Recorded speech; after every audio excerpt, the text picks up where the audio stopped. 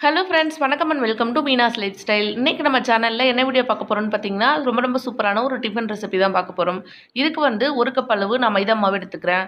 அடுத்ததாக அதே கப்பால் 1/4 கப் அளவு ரவை எடுத்துக்கோங்க. நீங்கள் எந்த கப்பில் வந்து மைதா எடுக்கிறீங்களோ அதே கப்பில் ரவை எடுத்துக்கிட்டால் சரியாக இருக்கும். அடுத்ததாக தேவையான அளவு உப்பு சேர்த்துக்கோங்க.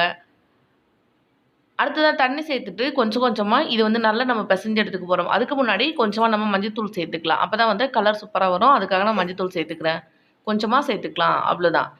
அடுத்ததா இப்போ கொஞ்சம் கொஞ்சமா தண்ணி சேர்த்துட்டு, இத வந்து சப்பாத்தி மாவு பதத்துக்கு நல்லா வந்து பெசஞ்சு எடுத்துக்க போறோம். ரொம்ப நாளைக்கு அப்புறம் ஒரு சூப்பரான டிஃபன் ரெசிபி இன்னைக்கு நம்ம சேனல்ல பார்க்க போறோம்.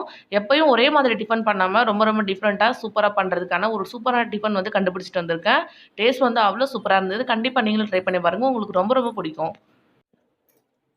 அடுத்ததா கொஞ்சம் கொஞ்சமா தண்ணி சேர்த்துட்டு மாவு வந்து நல்லா பெசஞ்சு எடுத்துக்க போறோம். சப்பாத்தி மாவு மாதிரி. நீங்க மைதா மாவுக்கு பதிலா கோதுமை மாவு கூட சேர்த்து செய்யலாம். அதுவுமே டேஸ்ட் ரொம்ப சூப்பரா இருக்கும். நீங்க அது மாதிரியும் ட்ரை பண்ணி பார்க்கலாம். இன்னும் ரொம்ப ஹெல்தியா இருக்கும். பாருங்க, நான் கொஞ்சம் கொஞ்சமா தண்ணி சேர்த்துட்டு, இப்போ வந்து சரியான பதத்துக்கு பெசஞ்சு எடுத்துட்டேன். பெசஞ்சு எடுத்ததுக்கு அப்புறமா, இது ஒரு மூடி போட்டு பக்கத்துல அப்படியே வச்சுருங்க. இது வந்து ஒரு 10 நிமிஷம் அப்படியே இருக்கட்டும். இது வந்து கொஞ்ச நேரம் மாவு ஊறிட்டு இருக்க டைம்ல நம்ம உள்ள வைக்கிற ஸ்டஃப் ரெடி பண்ணிட்டு வந்துடலாம். அவ்வளோதாங்க, மாவு ரெடியா இருக்கு. இப்போ இத நான் மூடி போட்டு வச்சுட்டு வந்துடுறேன். இப்போ நம்ம உள்ள வைக்கிற ஸ்டஃப் ரெடி பண்ண போறோம். அதுக்கு வந்து அடுப்புல ஒரு கடாய வச்சுக்கோங்க. அதுல கொஞ்சமா எண்ணெய் சேர்த்துக்கோங்க. எண்ணெய் வந்து கொஞ்சமா சேர்த்துக்கோங்க. நம்ம உள்ள தான் வந்து ஸ்டஃப் பண்ண போறோம். அதனால கொஞ்சமா சேர்த்துக்கலாம். சேர்த்துட்டு ஒரு வெங்காயம் கட் பண்ணி வச்சிருக்கேன். பெரிய சைஸ் வெங்காயம். நல்லா வந்து சின்ன சின்னதா கட் பண்ணிக்கோங்க. அது இதில சேர்த்துக்கலாம். அடுத்ததா ஒரு 2 கொத்தளவு கருவேப்பிலை வந்து எடுத்துருக்கேன். அதையும் வந்து நல்லா நறுக்கி வச்சிருக்கேன். அதையும் இதில சேர்த்துக்கிறேன். இது 2த்தையும் சேர்த்துட்டு இத வந்து நல்லா வதக்கி எடுத்துக்க போறோம். கலர் மாறி கோல்டன் ப்ரவுன் வரணும் அப்படின்னு இல்ல. இது வந்து கண்ணாடி மாதிரி நல்லா வதங்கி வந்தது அப்படின்னாலே போதும். இத வந்து இப்படி கன்டினியூஸா கிண்டி விட்டு நல்லா வதக்கி எடுத்துக்கோங்க. ஆயில் வந்து அதிகமா சேர்க்காதீங்க. கொஞ்சமா சேர்த்துக்கோங்க. இந்த டிஃபன்ல வந்து நம்ம அதிகமா வந்து ஆயில் சேர்க்க போறதில்ல. அதனால ரொம்ப ஹெல்தி தான். 2 தக்காளி எடுத்து வச்சிருக்கேன். அதையுமே சின்ன சின்னதா கட் பண்ணி வச்சிருக்கேன். அதையும் இது கூட சேர்த்துட்டு இப்ப நல்லா வதக்கிக்கலாம். நம்ம நெறைய ஆயில் சேர்த்து செய்யாததால, இது வந்து யார் வேணாலும் சாப்பிடலாம். ரொம்ப ஹெல்தியா இருக்கும். நீங்க இதே வந்து கோதும மாவு சேர்த்து செஞ்சீங்க அப்படின்னா, கம்ப்ளீட்டா 100% வந்து ரொம்ப ஹெல்தியா ஒரு சூப்பரான ஸ்நாக்ஸ், அதாவது ஸ்நாக்ஸாவும் சாப்பிடலாம். இத பிரேக்ஃபாஸ்ட்டாவும் சாப்பிடலாம். சூப்பரா ரெடி ஆயிடும். இத சேர்த்துட்டு கொஞ்சமா உப்பு சேர்த்துட்டு நல்லா இந்த மாரி வதக்கி எடுத்துக்கோங்க. தக்காளி வந்து நல்லா வதங்கியிருக்கணும். அதுக்கப்புறமா இதில என்ன சேர்க்க போறோம் அப்படின்னு பார்த்தீங்கன்னா, நான் உருளைக்கிழங்கு வந்து ஒரு பெரிய சைஸ் உருளைக்கிழங்கு எடுத்துட்டு நல்லா துருவிட்டு, தண்ணீல போட்டு வாஷ் பண்ணி எடுத்து வச்சிருக்கேன். அதாவது அதில இருக்க ஸ்டார்ச்லாம் போனதுக்கு அப்புறமா எடுத்து வச்சிருக்கேன். அதையும் இதில சேர்த்துக்கலாம். நீங்க பீட்ரூட் துருவுவீங்கல்ல, அதில சேர்த்துட்டு இந்த மாரி நல்லா திருவி எடுத்துக்கோங்க. நம்ம சேர்த்திருக்க உருளைக்கிழங்கையும் சேர்த்து நல்லா மிக்ஸ் பண்ணிக்கலாம். இதுக்கு பதிலா நீங்க கேரட் கூட சேர்த்துக்கலாம். இல்ல கேரட், உருளைக்கிழங்கு எது வேணாலும் சேர்த்துக்கலாம். வீட்டில் எந்த காய் இருந்தாலும் இந்த மாரி துருவிட்டு நீங்க சேர்த்துட்டீங்க அப்டின்னா சூப்பரா இருக்கும். உங்களுக்கு ஹெல்தியா என்னென்ன காய் சேர்க்கணும்னு தோணுதோ நீங்க சேர்த்துக்கலாம். அடுத்ததா வந்து 1 டீஸ்பூன் அளவுக்கு கரம் மசாலா சேர்த்துக்கலாம். இதையும் சேர்த்துட்டு மிக்ஸ் பண்ணிக்கலாம். அடுத்ததா காரத்துக்கு தகுந்த மாதிரி நான் மிளகாத்தூள் சேர்த்துக்கிறேன். நம்ம பச்சை மிளகாய் எதுவுமே சேர்க்கல. மிளகாத்தூள் மட்டும் தான் கொஞ்சமா சேர்த்துக்கிறோம். இதையும் சேர்த்ததுக்கு அப்புறமா ஒரு தடவை இப்ப நல்லா மிக்ஸ் பண்ணி விட்டுட்டு, உப்பு சரியா இருக்கான்னு சொல்லி பார்த்துட்டு, உப்பு மட்டும் அட்ஜஸ்ட் பண்ணிட்டு, இது கொஞ்ச நேரம் இப்படியே வேக வச்சிரலாம். மசாலாவோட பச்சை வாடை போகணும், அவ்வளோதான். உருளைக்கிழங்கு வந்து ரொம்ப சீக்கிரமா வெந்து வந்துரும். ஏன்னா நம்ம துருவி போட்டுருக்கோம்ல, அதனால.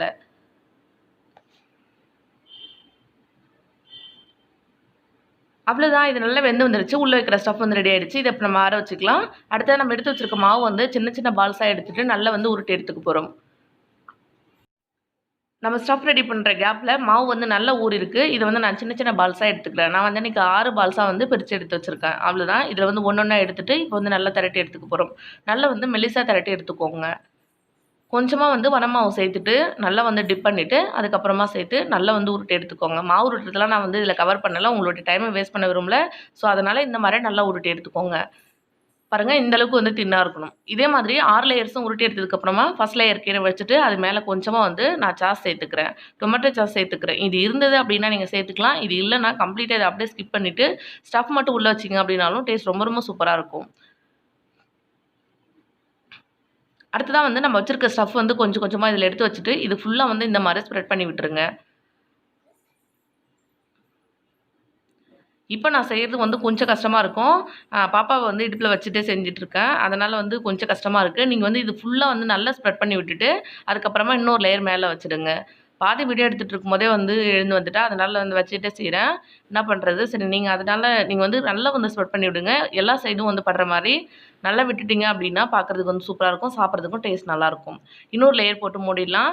அடுத்தது இது மேலயும் கொஞ்சமா வந்து சாஸ் சேர்த்துக்கிறேன். நீங்க டொமேட்டோ சாஸ் இல்ல அப்டின்னா, அதுக்காக கவலைப்பட தேவையில்ல. இத வந்து ஸ்கிப் பண்ணிக்கலாம். இத சேர்த்தீங்க அப்டின்னா, இன்னும் கொஞ்சம் நல்லாருக்கும். குழந்தைங்களுக்கு பிடிக்கும் அப்டின்றதால நான் இத சேர்த்துக்கிறேன். இது இல்லாத பட்சத்தில இத அப்படியே நீங்க கம்ப்ளீட்டா ஸ்கிப் பண்ணிட்டு, நீங்க ஸ்டஃப் மட்டும் வச்சீங்க அப்டின்னா சூப்பரா இருக்குங்க. இன்னும் ஹெல்தியா செய்யணும் அப்டின்னு நெனச்சீங்கன்னா, உருளைக்கிழங்கு கூட இன்னும் கேரட் எந்த எந்த காய் இருந்தாலும் நீங்க அத வந்து துருவிட்டு சேர்த்துக்கலாம். அப்டி இல்லன்னா சின்ன சின்ன பீஸஸா கட் பண்ணிட்டு கூட சேர்த்துக்கலாம். அவ்வளோதான். இது ஃபுல்லா வந்து இந்த மாரி நான் தடவிடுறேன். அடுத்ததா 6 லேயரும் கம்ப்ளீட்டா இதே மாதிரி வச்சு மூடிடலாம்.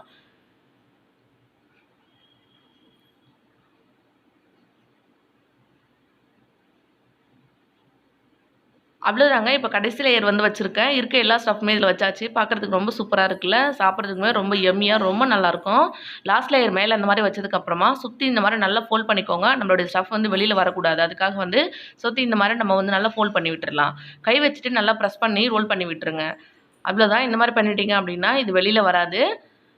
அவ்வளோதான் நம்ம இது கம்ப்ளீட்டா ரெடி பண்ணிட்டோங்க.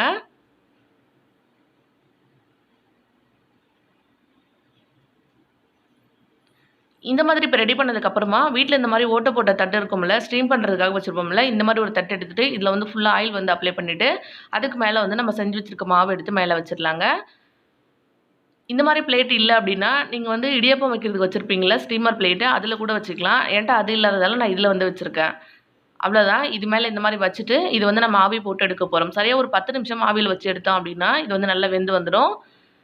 பாருங்க, கொஞ்சமா நான் தண்ணி சேர்த்துட்டு, தண்ணி நல்லா வந்து ஆவி வர ஸ்டேஜ்ல இது மேல வச்சுட்டு, அதுக்கப்புறம் இது ஒரு மூடி போட்டு மூடிடலாங்க. இது ஒரு 10 நிமிஷம் இப்படியே இருக்கட்டும்.